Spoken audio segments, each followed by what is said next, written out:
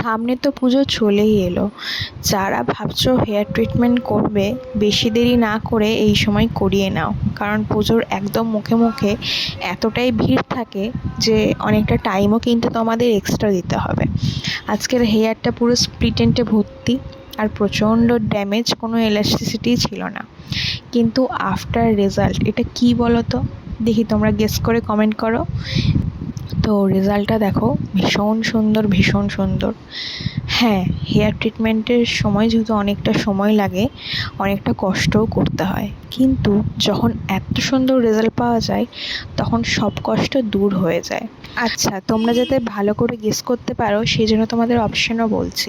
এটা কি ন্যানোপ্লাস্টিয়া, নাকি বোটক্স, নাকি বোটোপ্লাস্টিয়া, নাকি স্মুথ? লাস্ট অপশন হচ্ছে কেরাস্মুথ। তো তোমরা অবশ্যই কমেন্ট করে জানাবে, তোমাদের কমেন্টে আমি রিপ্লাইটা করে দেবো যে এটা কোন ট্রিটমেন্ট।